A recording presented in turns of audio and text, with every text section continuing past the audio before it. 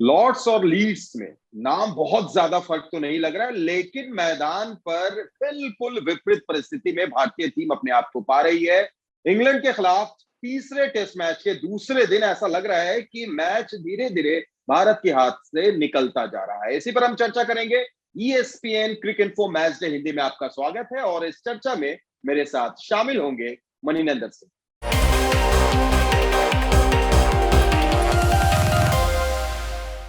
Money, जिस तरीके से मुकाबला चला, ऐसा लगा कि पहले जब गेंदबाजी हो रही थी इंग्लैंड की तरफ से तो जेम्स एंडरसन वर्सेस भारत, और जब बल्लेबाजी शुरू हुई तो फिर वही कहानी, जो रूट वर्सेस भारत। और जो रूट ने क्या कमाल की पारी खेली है। कभी तो ऐसा लग रहा था कि क्या ये पिच के ऊपर में खेल रहे हैं या फिर प्रैक्टिस कर रहे हैं। पार्क में जैसे बल्लेबाजी होती है कुछ उसी अंदाज में खेल रहे थे रूट। देखिए, पहले दोनों टेस्ट मैचेस में उन्होंने सेंचुरी लगाई हुई है और उसी कॉन्फिडेंस के साथ इस बार भी उतरे थे। और शुरू शुरू में उनको कुछ बॉल्स भी ऐसी मिल गई कि आते ही उनका बैट चलने लगा। सो वो कॉन्फिडेंस जो उन्होंने गेन किया था पहले दो टेस्ट मैचेस में, वो और कॉन्फिडेंट हो गए। और देखिए किस तेजी से उन्होंने रन्स बनाए हैं, क्योंकि अमूमन इतनी तेजी से रन्स नहीं वो बनाते।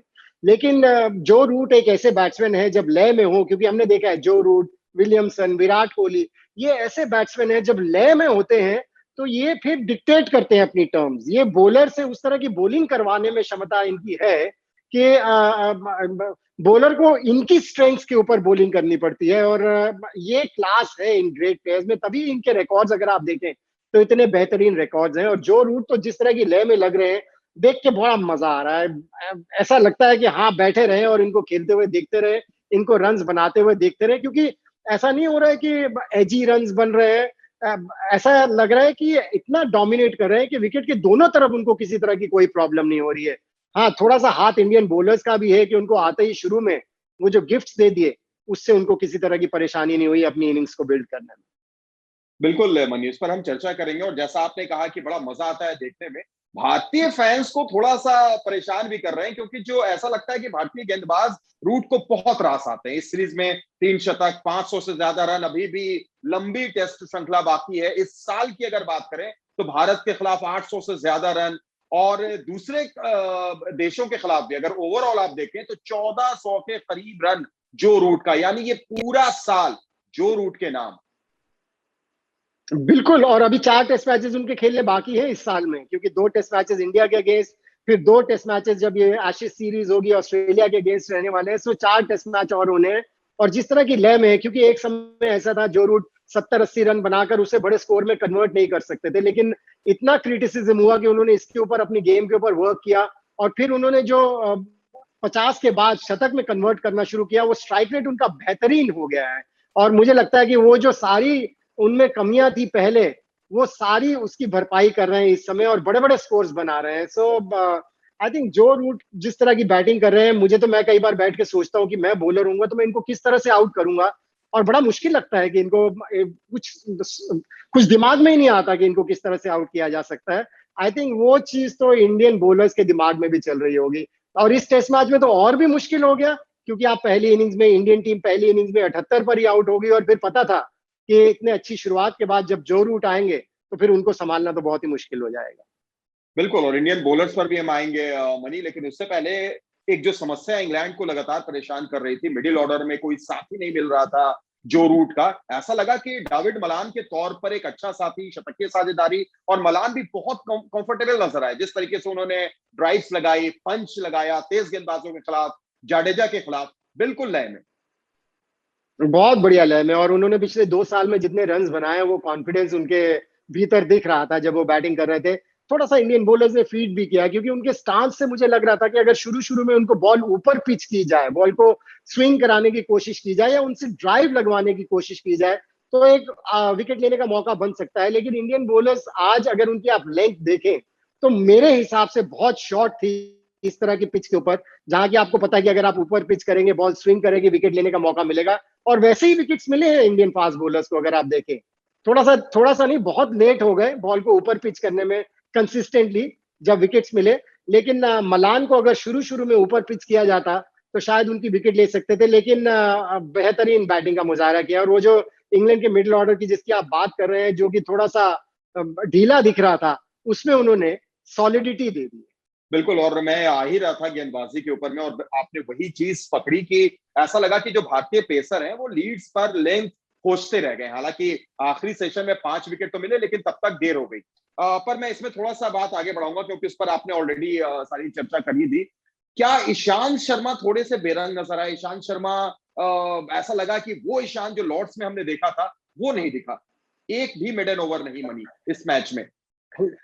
देखिए, थोड़ा सा कहना मेरे ख्याल से बहुत हल्के वर्ड्स होंगे उनके लिए, क्योंकि बहुत ही आउट ऑफ टच लग रहे थे, आउट ऑफ फॉर्म से लग रहे थे। लॉर्ड्स में भी उन्हें विकेट जरूर मिली थी क्योंकि वो अनुभव है उनके पास, लेकिन वहां पर भी वो बात, उनकी लय वो नहीं लग रही थी, वो बात नहीं आ रही थी। और अगर आप देखें उनका उनका अगर आप एक्शन वगैरह सब देखें, रनअप में भी वो जान नहीं नजर आ रही है, वो फायर नहीं नजर आ रही है जो कि आनी चाहिए एक फास्ट बॉलर से, खासतौर से जब आप इस तरह की कंडीशंस में बॉलिंग कर रहे हैं। उनके चेहरे के एक्सप्रेशन से भी मुझे कुछ ऐसा लगता है कहीं ना कहीं कॉन्फिडेंस की कमी है, या तो कॉन्फिडेंस की कमी है या कोई निगल है, कोई इंजरी है जो उनको परेशान कर रही है, जिसकी वजह से उन्होंने जब शुरुआत भी की थी इस इनिंग्स में बॉलिंग की, तो पहली 2 बॉल ही नो बॉल थी।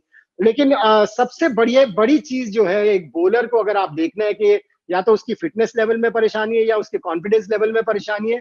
वो जब बॉलिंग करता है उसके सामने वाला घुटना कितना सीधा रहता है, वो पैर, या कितना मुड़ जाता है। और अगर आप देखें तो ये गिर से रहे थे ईशांत शर्मा आज बॉलिंग करते समय।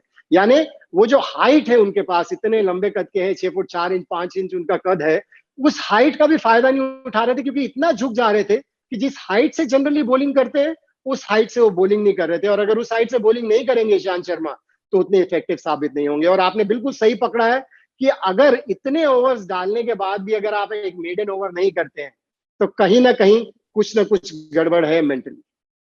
बिल्कुल, और इस पर जल्द से जल्द आपको काम भी करना पड़ेगा। दूसरी पारी अगर इंग्लैंड की आती है, मैं अगर इसलिए बोल रहा हूं मनी, क्योंकि अभी तक 345 रन की बढ़त है, और जाहिर तौर पर जल्द से जल्द या तो डिक्लेयर दे सकती है टीम, नहीं तो फिर भारत को बल्लेबाजी के लिए जाना ही होगा। 2 विकेट उनकी बची हुई है। तो क्या हम ये माने मनी कि यहां से काफी मुश्किल भारत के लिए है इस मैच को बचाना? हाथ से निकलता हुआ नजर आ रहा है मैच।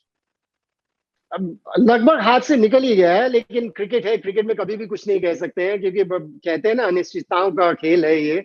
और कल का दिन भी कहते हैं कि बैटिंग के लिए बहुत बढ़िया रहने वाला है। सो अगर इंडिया को पूरा दिन बैटिंग करने को मिलती है, 300 320 के करीब स्कोर को पहुंचाते हैं, क्योंकि विराट कोहली के भी बैट से रन तो ड्यू है। और कहते हैं कि जिस तरह से कहते हैं कि यहाँ पर तीसरे दिन का खेल बैटिंग के लिए सबसे बढ़िया रहता है, सो उस दिन उनको बैटिंग करने आना होगा।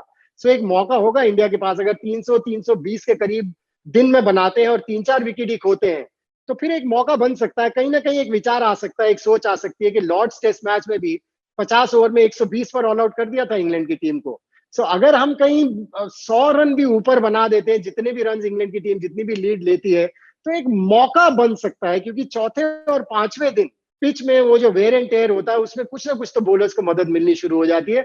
लेकिन ये बहुत बड़ा आस्क होगा, क्योंकि इतनी देर ग्राउंड पर रहने के बाद फिर आप उम्मीद करें कि बैटिंग करके 500 के पास आसपास पहुंचा दे स्कोर को, ये होने वाला तो बहुत मुश्किल है। लेकिन इस इंडियन टीम ने हमें पहले दिखाया है कि ये कुछ ना कुछ करिश्मा कर सकते हैं। जैसे लॉर्ड्स में 120 पर ऑल आउट कर दिया, जब ऐसा लग रहा था कि 4 घंटे में कैसे ऑल आउट करेंगे इंग्लैंड की टीम को, लेकिन किया। सो इस इंग्लैंड इंडियन टीम में क्षमता है, लेकिन आस्क बहुत बहुत बड़ा है। बिल्कुल, बहुत बड़ी डिमांड भी है, उम्मीद भी है, सब कुछ है। लेकिन जैसा आपने पहले कहा कि क्रिकेट में कुछ भी तय नहीं है, कुछ भी हो सकता है। उम्मीद हम कर सकते हैं मनी कि शायद कुछ ऐसा करिश्मा हो और विराट कोहली जो एक बड़ी पारी उनकी जो ड्यू है वो कल ही के लिए तैयार रहे। क्या पता, इस पर नजर सबकी रहेगी। बहरहाल बहुत बहुत शुक्रिया मनी जुड़ने के लिए और तमाम बातचीत करने के लिए आपका। धन्यवाद।